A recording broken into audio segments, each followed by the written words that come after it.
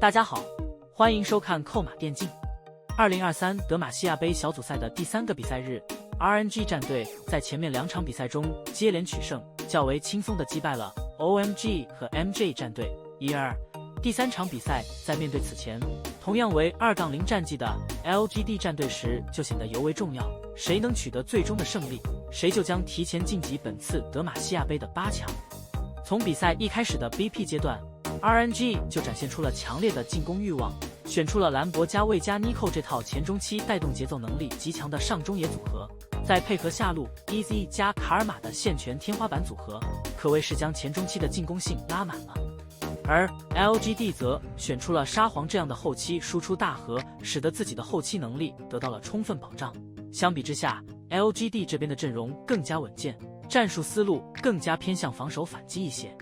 这应该是今年德杯小组赛的所有比赛当中局面最为焦灼、最势均力敌的一场比赛了。虽然 RNG 战队充分利用自己阵容的强势以及优秀的运营能力，再配合上队员的出色发挥，在前期取得了一定幅度的经济领先，但 LGD 战队也利用自己阵容防守反击的特点，凭借几波精彩的团战发挥，打回了一些经济，成功的稳住了局面，双方一度陷入了僵局。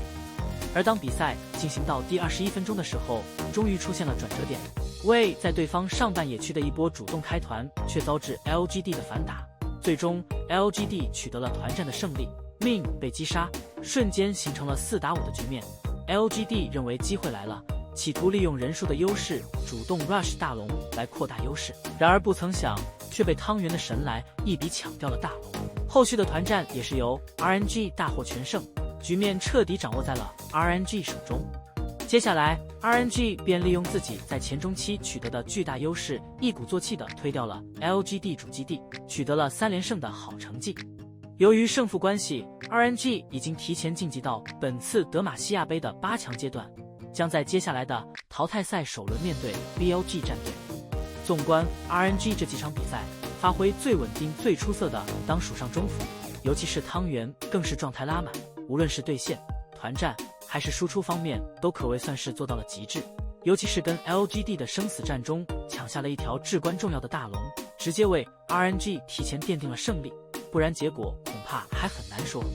要论发挥最差的当属 LGD 的 AD 选手了。LGD 这个 AD 选手前2场表现还算及格，但在对阵 RNG 时的关键局，其卢锡安发挥则实在有些辣眼睛，大招基本全打空气了。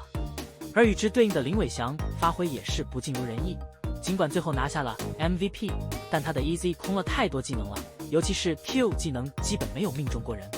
以至于有人调侃林伟翔 Q 技能的命中率如果能达到阿水接 Q 的概率， EZ 都不至于被他玩得那么抽象。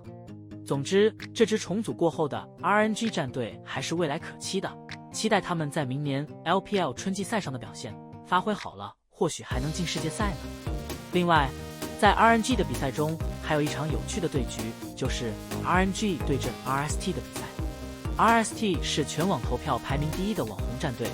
不需要打战队资格战能够直接晋级到德玛西亚杯的正赛当中，而姿态就凭借超高人气组建一支网红主播队去参加本届德杯比赛。这场比赛也是节目效果拉满，先是双方10个人在比赛刚开始跑到中路相互亮表情，然后在比赛期间姿态被汤圆各种拿捏，而辅助小明也是不断针对姿态发育，最终比赛在 RNG 战队的一路碾压当中结束。当然，这场比赛最有意思的点就在于姿态在比赛开始前就自信满满的表示将会在比赛当中教育一下汤圆，但是比赛的实际情况却是汤圆暴打姿态，而且姿态本人也是惨遭 RNG 5人集体虐拳羞辱。而在比赛结束后，姿态更是直播复盘比赛，而在复盘过程当中，看到小明每次都在中路针对自己，就直播当场喊话史森明，下次见面直接去八角笼，自己要狠狠地扇你巴掌。他妈等会儿还要回顾一下这把的录像，老子逐帧给你复盘他妈对线，把他虐成什么屌样子？怎么现在就复？不是老子打的时候就在说他妈中路对线他玩不了了，然后他妈史森明来中路老子玩不了了。绝对认真打的。我跟你说，他们要是不认真打，绝对的认真。我跟你说，史森明是最他妈认真的这条犬。对，干他臭文！我这条犬是最他妈认真的玩的。我绝对是条臭犬，史森明，老子妈下次见到他要他妈给他来2拳。万坤下。但是我只想说一句话，就是你去带线上，你去带上线，他跟着你去后面，那个野辅就跟着你后面走，你去带下线，2个人又来了。史森明是你去哪他去哪，我就跟你这样讲，我在看那个 OD， 就你去哪他去哪，你在那个 W 按完之后，他在那等你，他就等你回来。就等你回来，怎么说？我跟你说，绝